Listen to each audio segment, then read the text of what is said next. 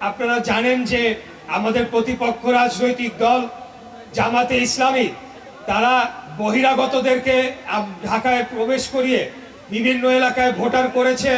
আপনারা দেখেছেন যে 4 এবং 5 আসনে যেভাবে তারা এই রেজাল্টটাকে তারা ম্যানিপুলেট করেছে, এই রেজাল্টটাকে প্রভাবিত করেছে।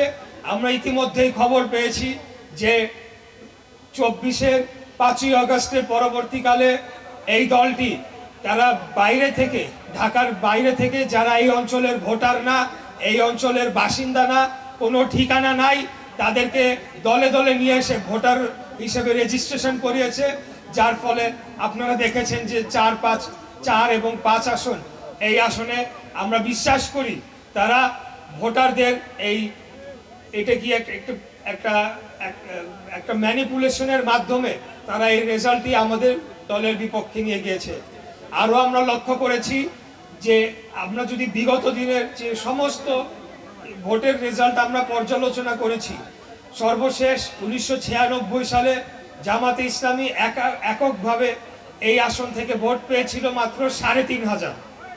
আজকে এসে আমরা দেখছি যে 50,000-এর উপরে এই ভোট চলে গিয়েছে। আমরা এর আগেও বলেছি নির্বাচনের আগে যে বিভিন্ন হোল্ডিং নাম্বারে 15 জন, 20 জন, 30 জন, 70 জন, এমনকি একটা হোল্ডিং নাম্বার সূত্রাপুরে, আমার এখন মনে আসছে না, সেখানে আমরা 120 জন ভোটার পেয়েছি একটা হোল্ডিং নাম্বারে।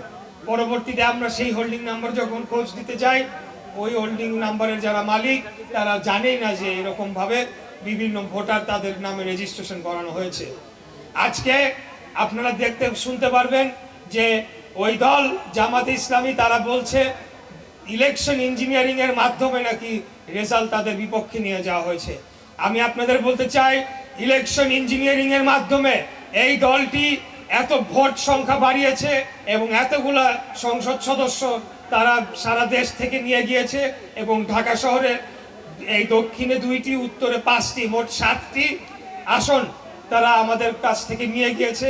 আমরা মনে করি তারা ঢাকা শহরকে টার্গেট করে এই কাজটি করেছে এবং আমরা আগামী দিনে এই ইলেকশন কমিশনের মাধ্যমে সকল তথ্যপত্র সংগ্রহ করছি, যেটা পরবর্তীতে আমরা যথাযথ পদক্ষেপ নেব, যথাযথ আইনি পদক্ষেপ, সেই পদক্ষেপ নেওয়ার দরকার সেটা নেওয়ার মাধ্যমে এই ভোটার লিস্টকে সম্পূর্ণভাবে আবারও সংশোধন করতে হবে, এটাকে ভেরিফাই করতে হবে, চেক করে দেখতে হবে এই ভোটার লিস্টটা সঠিক রয়েছে কিনা।